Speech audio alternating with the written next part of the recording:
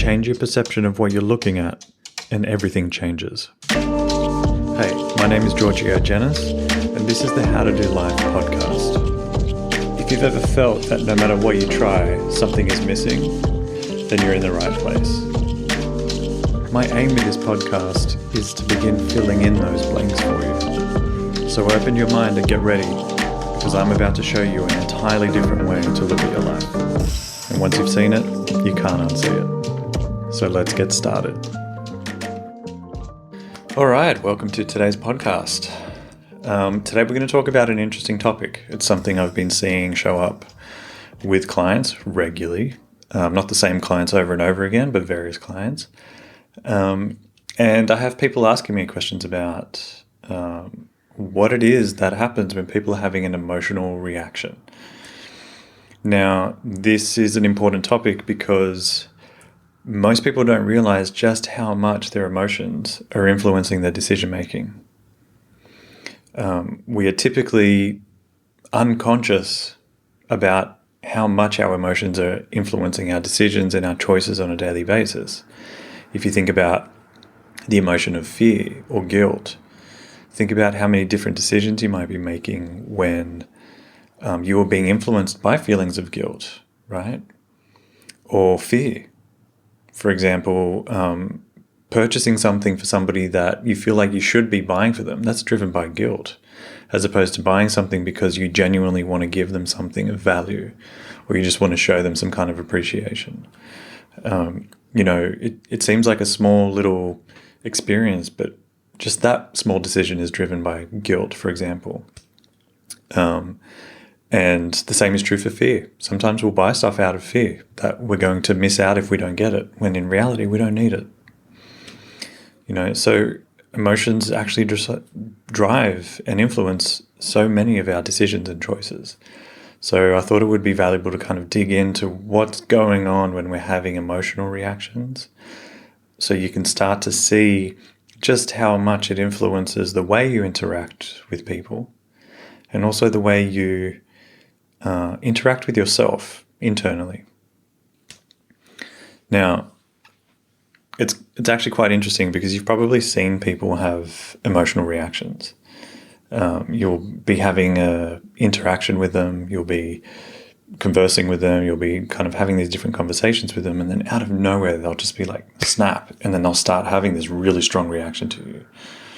And you, in response to their emotional reaction, kind of feel taken aback or surprised or shocked by what they're saying to you.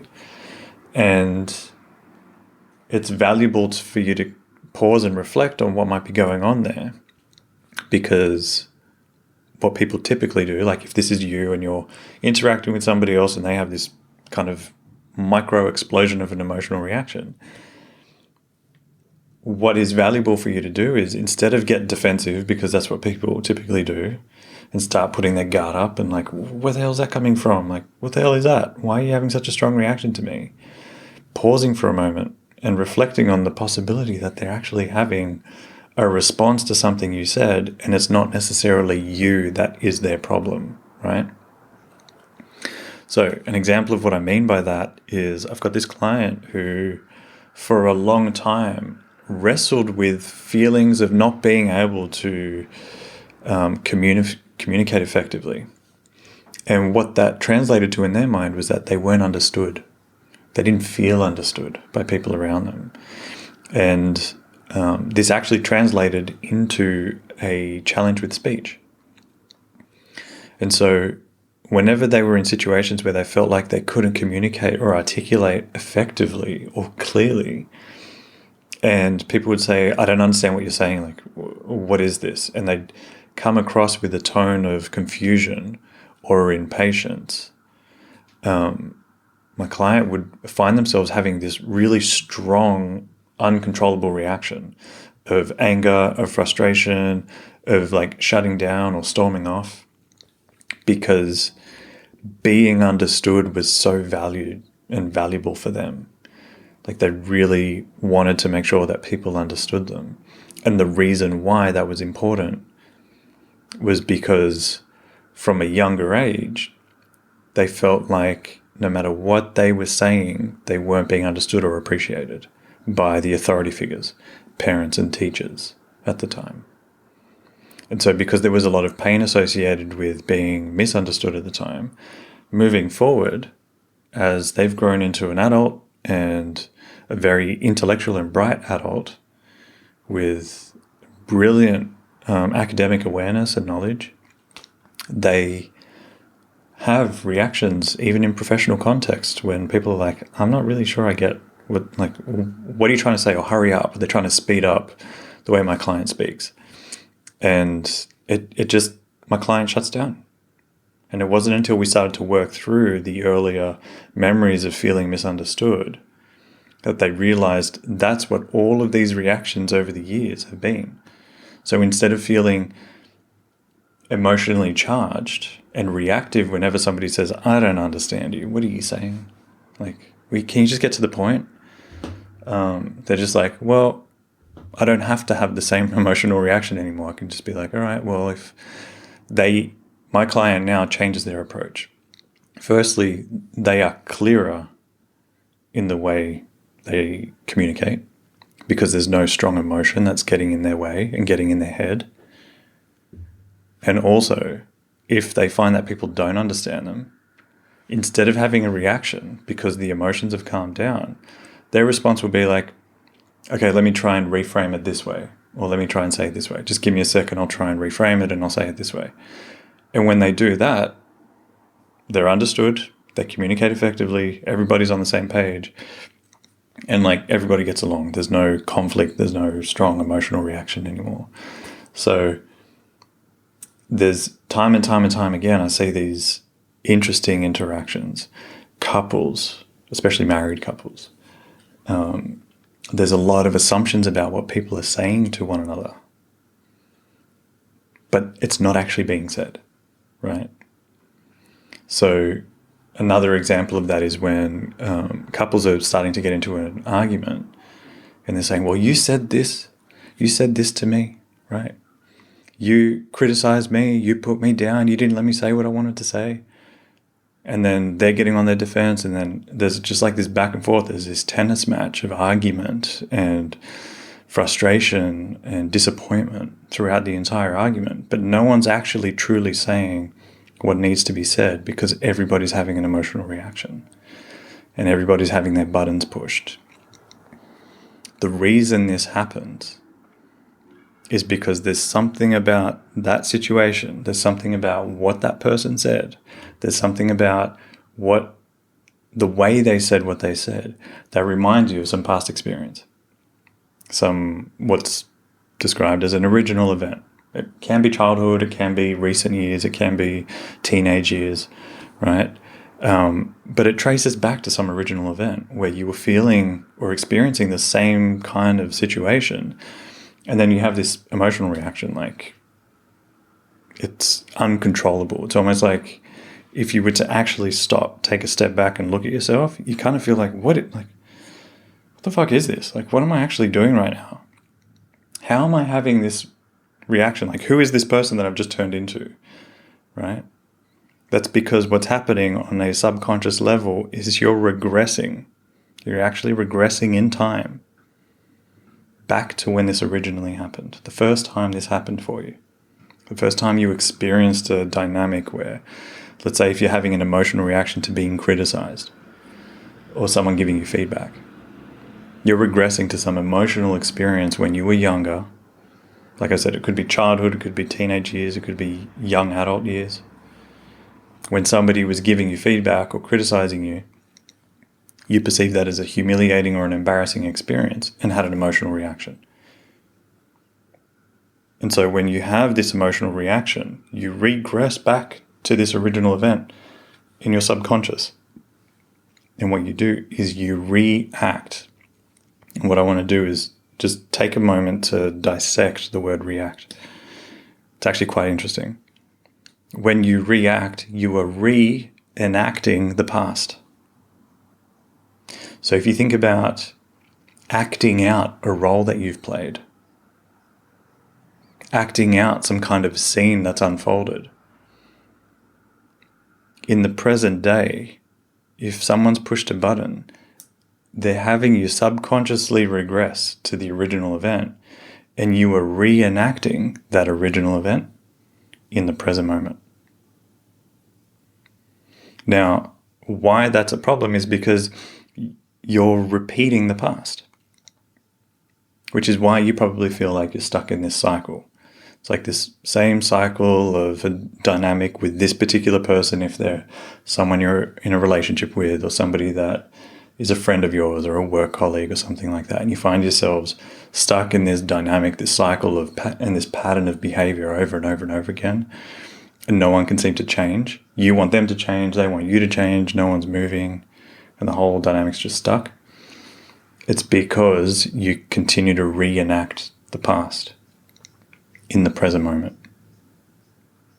So what's valuable is to actually pause and reflect. Sometimes it's hard to do in the moment. I'll admit it. When emotions are high, the last thing you're doing is stopping and pausing, going, hold on a minute, mid-argument, saying, can we just I just need a time out. I'm just going to step outside because I want to reflect on where this starts for me. No one's about to do that mid-argument, so I don't expect you to do that. But what I do want you to consider is that perhaps after, when everything's calmed down, maybe they're not fully resolved, but when everything's calmed down, you've got some time and you're away from the situation, just take some time to reflect, like where did that happen for me in the past? Where did that take place for me somewhere in my past? And you will find that one or two memories might actually just present themselves out of nowhere. They'll seem random, but they're actually connected. And what I want you to do is just explore the memory. Find out what you perceived people were doing in this memory, kind of like you're watching a stage performance as the director. You're like, okay, where was everybody positioned on stage? Who was saying what? What were their lines? What was everybody doing? And just reflect on what your emotions were in the experience. Now, you don't have to buy into the emotions, because emotions are distortions of reality. They're polarizations of either positive or negative, which is only the half-truth. What you can do is dig deeper, but I'm reluctant to give too much work at this point because it can be overwhelming and can get you stuck. But what I do want you to do is actually just reflect on what the experience was and look at what your perception was and how you responded to it. And ask yourself, well, what was the value of this experience? How is this experience helping me at the time back then? And believe it or not, that will actually help you extract value from the experience and help you find answers to today's problems in your own past. And when you start to get to a place where you appreciate the experience and you see the value of it, you no longer feel held back by it. And you will find you start to break the pattern of reaction or reenacting. And what then happens is you start responding as opposed to reacting. Now, what's interesting is when you have a response, when you look up the word response and you look up the origin of it, it means to answer to, which is interesting to me, because when you're having an experience in the present day, and it would be something that would usually push your buttons, but you're not reacting anymore, now you're choosing to answer to the circumstances or answer to the experience. And say, all right, well, what can we do here? That's an interesting reaction that person's having. I can see them having an emotional reaction, and I don't have to engage with the emotional reaction. I can put that aside because I'm sure they're regressing to some personal experience that's upsetting them. I wouldn't necessarily coach them through it, not real time. That tends to make things worse. But you can just be aware that the people you're engaging with might be having emotional reactions, and then what you can do is respond to the situation as opposed to have this total reaction. And if you find yourself having a reaction, try not to judge yourself too much, but spend the time afterwards when all the heat and the pressure has calmed down and reflect on it. Where did this come from? You having emotions and having an emotional reaction about stuff is not random. It's very specific. It's coming up for you for a reason. In that setting, in that scenario, in that experience, it's very specific for you. Recently I'll give you another example. Recently on a group coaching call, I was talking with my students about the word no and handling rejection. Now, what was interesting and not surprising at all was while I asked everybody in the group, when you hear me say the word no, that's not going to happen. No, I don't agree. No. What was all your individual perceptions of it? And each person in the group had a different perception of me saying the word no. They had a different feeling and emotion about it, which suggests that each person has a different personal, reactional story, some original event that pushes their button. So to make the assumption that everybody feels the same way you feel about something is somewhat arrogant and also ignorant, right? Because it's easy for us to assume that other people feel or should feel the same way we feel about an experience. But the reality is everyone has their own personal perception of the same thing. I like using the analogy, if you give 3 different chefs the same set of ingredients, you will get 3 different dishes, completely different dishes. So putting a whole bunch of people in the same dynamic, and if everybody's having an emotional reaction to the same dynamic, I assure you, they're not all having an emotional reaction for the same reason. It's all very personal and individualized. And it traces back to something that's personal for them. So the same is true for you.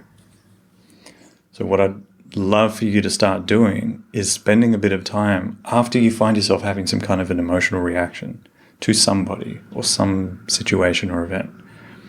Spend some time afterwards just reflecting. What does this feel like? What does this remind me of in the past? Where have I experienced this before? And ask yourself, what was the value of that experience? And keep asking yourself and coming up with answers until you actually start to appreciate that original event. And when you do, when you actually get to unlock the appreciation and gratitude, it changes how you perceive the past. And more importantly, it changes the way in which you appreciate the current circumstances, and you no longer have concerns about re-experiencing the same situation moving forward. This client I was telling you about who struggled with being misunderstood no longer has the same concern. Kind of like internally laughs and giggles to himself when he sees situations when people don't fully understand him. He slows down. He's like, all right, give me a sec. Let me reframe this for you so I can explain it in a different way. And he does it. They get it. And like, it doesn't push the same button anymore. This was something that he carried around for decades. And now he's like completely changed it because of him changing his perception of the past experiences, especially where it all originates. So you can totally transform your thinking about the present day based on the past. The solution to today's problems lies in your past, not somewhere out there. It's just back in your past. Everything you need is there. It just takes a bit of reflection and an investigative mind. So, on that note, I wanted to spend a bit of time just digging into the emotional reactions that people have and give you potentially some insight into your own behavior, but also help you understand the people around you so you can start changing the interactions you have and stop feeling so perhaps defensive and on alert or feeling threatened. So on that note, I want to thank you for listening. Make sure you subscribe to the podcast and please leave us a review. It always helps and helps get our podcast out there. And until then, I'll see you on the next episode.